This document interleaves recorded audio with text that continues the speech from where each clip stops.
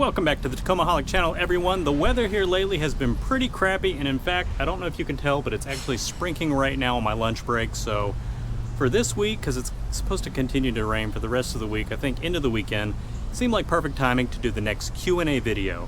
So today I will be covering my maintenance schedule, an update on what I think of my seat spacer lift, stubby antennas, what can happen to your truck after you lift it, and if we have time, how much wood could a woodchuck chuck? Assuming, of course, that the woodchuck in question is even capable of chucking wood.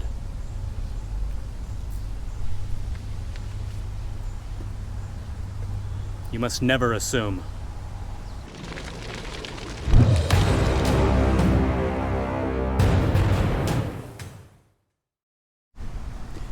Okay everyone, before we actually get started with the Q&A, I did want to point out that many of you have seen my recent unifilter mod, which if you have not, I will link to that above, and I also did a follow-up video for that, sort of like a Q&A just for that. But I did want to point out real quick one thing I completely forgot to mention in that video, which I do apologize for. If you have a 2012 Tacoma, Toyota did not include this plastic cap on top of the secondary breather unit. The plastic cap helps keep tons of water out, and which eliminates issues with the filter and the valves over here on the engine block. However, there is a TSB, which I think stands for Technical Service Bulletin, out where you should be able to get one of these caps for free from Toyota through the dealership. Of course, your likelihood of that happening sort of just depends on the dealership, so just wanted to put that out there. If you do not have one of these caps and you have a 2012, you might be able to get one for free. Next up, another general question. This is my stubby antenna. There are many like it, but this one is mine. I get people asking me all the time how the reception is with antenna and if I would recommend it. And I live in Northern Virginia, where the closest mountains are the Appalachians, I don't know, maybe 100 miles away or so, and they're not, super big like the Rockies or anything like that. I don't have any reception issues running this antenna, which I think is 4.5 inches tall, on any of the local channels. I don't listen to the radio all the time anyway, but if you live in an area where it's more mountainous or there's all kinds of regular other natural interference, it might not be the way to go. However, if you are looking for a smaller antenna, because for me, the first time I went off-roading, I bent the factory antenna, which, sticks up just about even with the roof line. So I bent that a little bit, so I figured, well, I got to change that before it snaps off. I will go ahead and put a link down below where you can get, I guess, sort of a medium antenna, which I want to say is 13 inches, so it should be about halfway up. And it looks a little sturdier than the factory antenna, so that route is definitely another option. And another general update real quick. A lot of people have been asking what are my thoughts on the 1-inch seat spacers I have installed about a week or two ago, I guess now. Again, I will put that video link up above right there where you can check that out. I'm 5'7", rounding up generously, and I think adding that 1 inch back there just, it feels amazing. Really makes the seat feel like a more natural position, gives you a more commanding view of the road, and it feels a lot better than you would think just from 1 inch. That's what she said.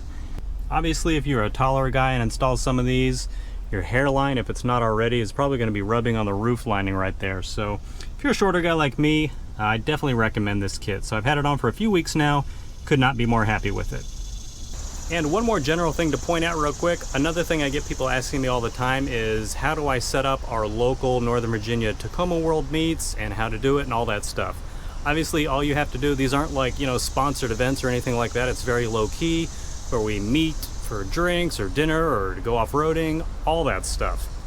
All you have to do is go on Tacomaworld to whatever regional thread you have and just talk to the people in there. If it's, they have like one for California, but then they have Northern California, Southern California, and it just gets broken down more like for LA, so on and so forth. So that's really all you have to do.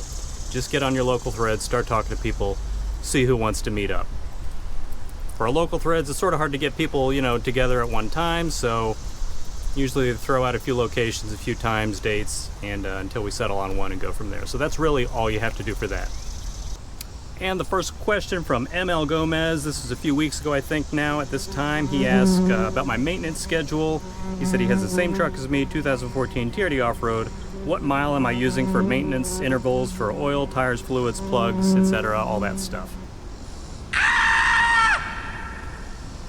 So there's a bunch of maintenance items I have yet to get to at my truck just because of the mileage I'm at. I'm at 45,000, but I will go over a few of the basic, more common ones real quick.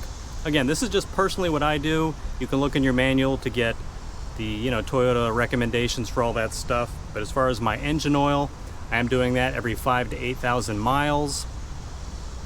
Just because the last time I used an extended performance oil that said it was good for 15,000 miles, but obviously it's the first time I used it. I'm not going to let it go the full 15 before I check that out. So I'll probably pull that at 8, and I'm actually going to send off a sample to get it tested to see how that's holding up. But I think a lot of people just do oil changes at 5,000 miles. Whether you want to use conventional or full synthetic, that's up to you. For my front and rear differentials and my transfer case, I'm going to do all of those at every 25,000 miles. So I did them a while back. I'm at 45,000 now, so I'm going to do all 3 of those at 50,000. I believe in the Toyota manual they recommend changing those every 30,000 though, but I like 25,000. It's an easy interval, 25, 50, 75, etc. Easy to keep track of that way. For my spark plugs, I have not changed them out yet. I believe they recommend doing that at 60,000 miles. I'm just going to do mine again to keep everything nice and even at 50,000, so that video will be coming up in the next few months. I rotate my tires every 5,000 miles. That's something you really need to keep on, especially if you're running mud terrains or something more aggressive, because they will wear out much faster if you don't keep those rotated. So every 5,000 miles for that. And at the same time, if you're doing your oil change, you can do all those things, at 5,000 miles.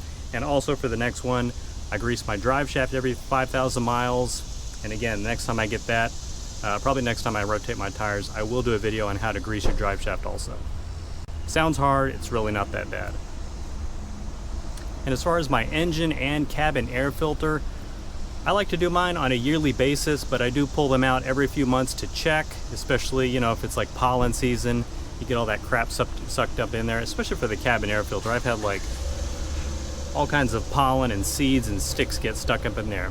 Engine air filter, not so much, but I am just using genuine Toyota for both of those as well.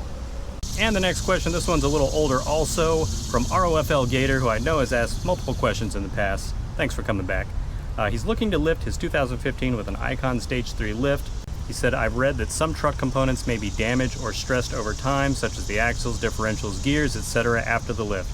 Do you have any advice regarding this? Well, if you know you're going to be off-roading and you want to lift your truck, get a little extra clearance and to fit larger tires under there, the damage you're going to cause to your truck, and it is like over a long period. It's not like you're going to lift your truck and break something a week later just from having lifted. You can definitely break stuff when you go off-road, but just from lifting it, chances are minimal that you're going to break something instantaneously. It's usually as the miles pile up over the years, you start to see early wear on, your CV boots, sure, your drive shaft might vibe, all that stuff. There's a bunch of little fixes out there you can do to prolong the life of these things. And again, the type of lift and how high you're going. Obviously, the more you change the geometry from the stock suspension, steering components, drive shaft, suspension components, all that stuff, the higher you change that, the more you get the angles off, the more strain it's going to cause, simply because of the fact that they're just not lined up in the way that Toyota engineers designed them to. But again, that stuff, it's more down the road. And again, a lot of that stuff to swap it out, like your CV boots, it's not that involved and it's not that expensive. So it's really one of those situations where you definitely have to pay to play. All right, everyone, that does it for this video. Thank you so much for stopping by. And thank you if you are one of the new subscribers. The channel has been growing tremendously lately. And of course, thank you to all my old subscribers as well. I literally would not be here without you guys. I've got a few big things coming for the truck. It's really dependent on the weather, which has, of course, not been cooperating. So those are coming soon, hopefully by this weekend. So please stay tuned for that. Felt like a perfect time to get a Q&A out of the way, even though now it looks sunny and my forehead's probably shiny with sweat because the temperature rose like 10 degrees while I was doing this video. If this is your first time stopping by, please consider subscribing if you love everything related to Tacomas. Help me grow the channel by sharing it with your friends and family on social media. If you have a question you'd like me to answer in the next Q&A, go ahead and post it down below and I might just throw it in there. Enjoy your week, and I will see you in the next video.